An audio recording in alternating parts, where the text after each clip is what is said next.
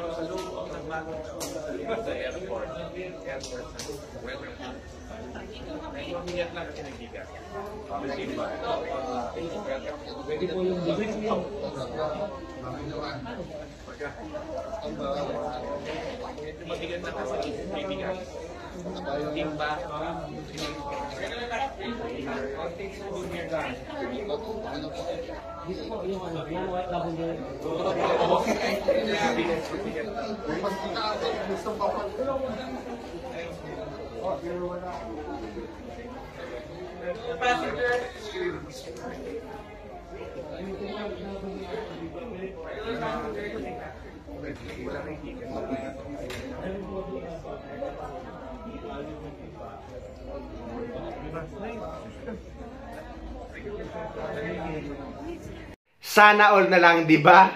Alam ko maraming OFW ang mapapasana all dito. Uy, sana all! Pero sino-sino nga ba ang kasama or nabibilang sa mga distress OFW? At paano humingi ng tulong dito? Panoorin nyo ang video ni Sir Arnel Ignacio. Po, hirap na nakakasabi sa inyo kung ano po yung mga tatawagan yung numero. Ito na po, ha? Ito po sa baba ko yung hotline. Ito po nasa taas kung gusto nyo may makausap. So screenshot nyo na, parang awa nyo na ho. Pag ako lang ho mag-isa ang tinawagan nyo, 100,000 kayo. Hindi ko ho kakayanin yun. Hindi lang ho ako mag-isa. Ano pa pala ka na OWA? Okay? Ayan po mga numero. Screenshot nyo. Thank you! At sinubukan ko din personal kung gumagana talaga ang number na ito. At ganito ang gagawin nyo guys. Mabuhay! Welcome to the OWA Hotline 1348. Kasalukuyang kinokonekta ang inyong tawag sa aming available na care officer. Maghintay lamang ng konting sandali at manatili sa linya.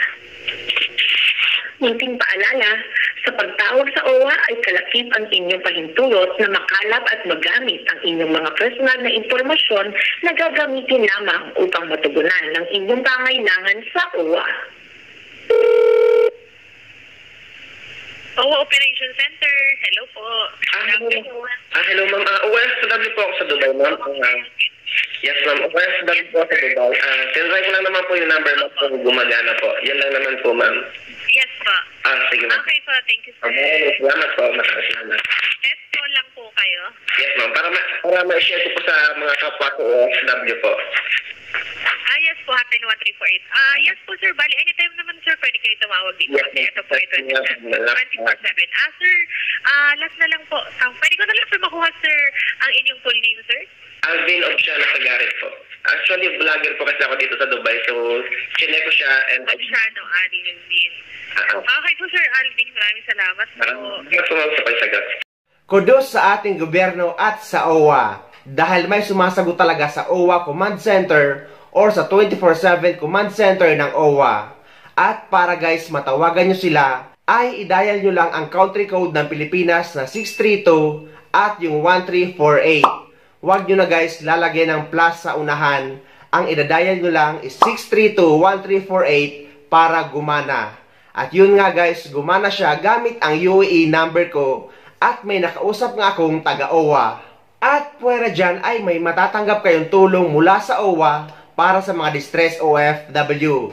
At pati yung mga displaced OFW, kasama dyan yung mga unfinished contract at yung mga medically repatriated. Sino-sino ang mga kasama dito? Panoorin nyo ito guys para sa kaalaman ng mga kapwa natin OFW. Ano pa tong distress, displaced, tsaka unfinished contract na ito, Ma'am Jane? Para sa ating mga clients around the globe at sa kayong mga napauwi na rito sa Pilipinas, ang distressed workers, sila po yung mga OFWs natin na talagang sadyang napakahirap pakisamahan ang kanilang amo or ang kanilang worksite, medyo hindi talaga sila swak doon sa lugar, kaya sila nadidistress. Ang mga displaced workers naman natin, sila po yung nawalan ng trabaho dahilan sa COVID-19 dito sa nakaraang pandemya at saka nandyan pa rin siya. Umaali-aligid pa rin yung pandemya, nawawalan din ng ating mga trabaho sa abroad, pati na rin po yung mga nagsara na kumpanya sa abroad, nawawalan po sila ng trabaho, kaya sila natin natatawag na displaced workers.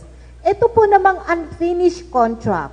Lahat po ng ating mga OFWs na hindi nakatapos ng kontrata nila. At ito po ay ibabahagi natin or makakategorya natin na contract violation. Ano ba ang sinasabi natin contract violation? Babasahin niyo po yung inyong kontrata at intindihin, namnamin, or talagang pag-aralan niyo muna yung inyong kontrata.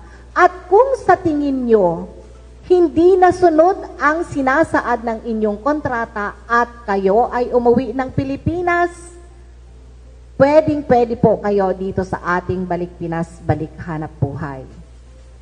Mayroon din po tayong kategorya kung paano natin ibinabahagi itong ating Balik Pinas, Balik Hanap Buhay. Ano ba ito ba? Gusto ko lang ding dagdagan muna yung sinabi ni Ma'am Jane. Di sa mga distressed OFWs, displaced, kasama po dito yung mga biktima ng illegal recruitment, yung mga biktima ng human trafficking, at yung mga biktima or yung nasa war conflict areas, katulad ng yung etong kasalukuyan nga natin sa Ukraine. And yung mga OFWs galing sa mga bansa na kung saan yung kanilang, yung bansang pinanggalingan nila ay may economic crisis. Dagdagan pa natin yung sinasabi nating distress workers. Yung lalong-lalo na ang ating mga domestic workers, talagang napakahirap ang kanilang kasasaad ko na dati Ilocano. Yung mga hindi nakakaintindi ng Ilocano, yung kanilang sitwasyon sa loob ng kanilang mga amo, sa loob ng bahay ng kanilang amo. Nagkakaroon kasi ng sitwasyon doon kung minsan, alam niyo naman po ang ating mga OFW, lalong-lalo na ang mga kababaihan natin na mga domestic workers, talagang sadyang mababango ang ating mga OFW, magaganda, kaya pinagseselosan sila ng kanilang mga among babae, siguro pasilip-silip siguro yung lalaking amo, kaya nagkaroon ng selosan. Kung minsan ang ating mga OFW, mayroon yung nakasaad doon sa kontrata. Ang kanilang tulugan ay 1 kwarto daw, mayroon daw sarahan, may pinto, ika nga. Pero, pagdating naman doon, wala naman palang kwarto. Ang kwartong tinutulugan nila ay sa kusina, sa lapag daw ng kusina, kuminsan, sa loob pa nga ng CR kumakain ang ating mga domestic workers. At kung minsan, sa sala pa natutulog ang ating mga OFW at talagang napaka-vulnerable ang kanilang sitwasyon sa mata ng kanilang lalaking amo. So, nagkakaroon talaga ng stress ang ating mga OFW na hindi naman sila sanay sa ganoong sitwasyon kung saan dito sa atin sa Pilipinas talagang alam natin kung saan dapat tayo natutulog.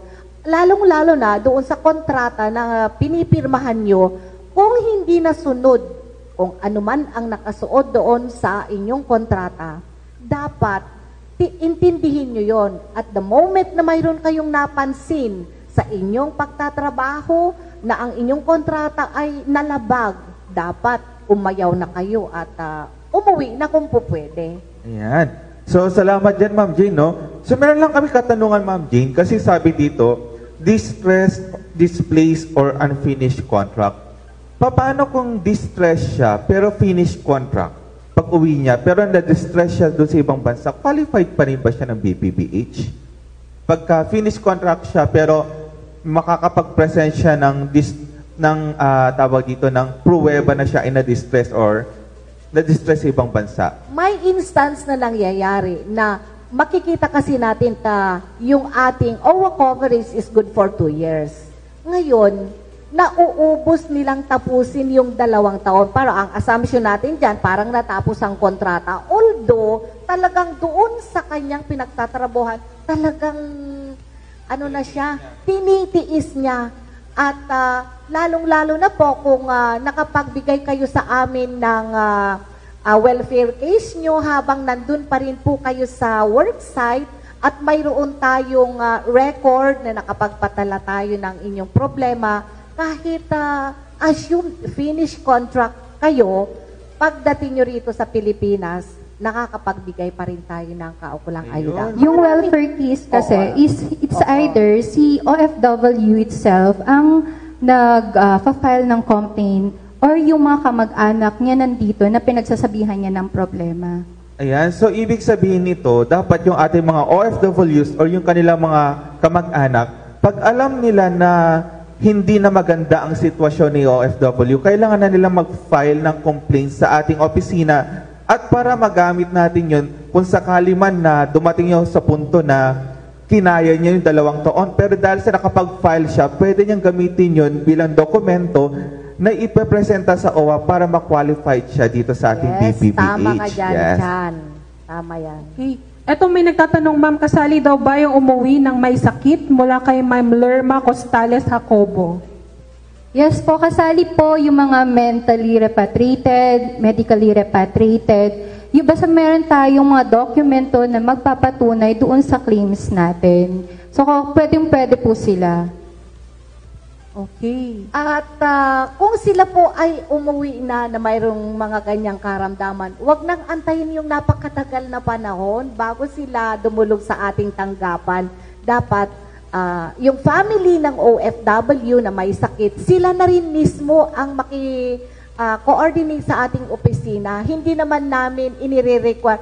Kasi ako yung may sakit, hindi ako makalakad. Hindi natin may sakit nga kaya nga hindi makalapit. So yung pamilya nung may sakit, ang pwedeng pupunta sa aming tanggapan para makipag-usap at alamin kung anong pwede nating ibigay sa may sakit na OFW. Yes, tama Ma'am Jane. At dapat ang OFW or yung family, kung ganun yung case niya, is dapat hindi paabutin ng higit sa 3 taon mula sa kanyang pag-uwi. So, ang pag-a-apply kasi ng Balik Pinas, Balik Hanap Buhay, is within 3 years upon the arrival of the OFWs in the Philippines. So, ang pinakamaganda niya, pagka-uwi niya, at alam niyang qualified siya dito, pumunta na siya para mag-file. Yes. Kahit hindi niya pa alam na qualified siya or disqualified siya, dapat sumangguni siya sa ating tanggapan para Tama. malaman niya baka mayroon pang mga ibang programa Na pwede sa pupwede kanya, sa yes. kanya. Magbabaka sakali. Magkasakali Yes. ba? So, kung isa kayo sa mga nabanggit dyan, ay tumawag kayo sa command center or sa 24/7 command center ng OWA para mabigyan kayo ng tulong or ng agarang tulong. I-dial nyo lang ang 632-1348 gamit ang number nyo sa ibang bansa. So, ayun guys, sana may nakuha kayong idea at sana nakatulong ang video na ito sa inyo. At sa mga hindi pa dyan nakasubscribe sa channel ko, please don't forget to subscribe my YouTube channel and please click the notification bell para lagi kong updated sa mga upcoming videos na gagawin ko tungkol sa mga updates sa ating mga OFW. Mula dito sa Dubai, maraming salamat. See you next time.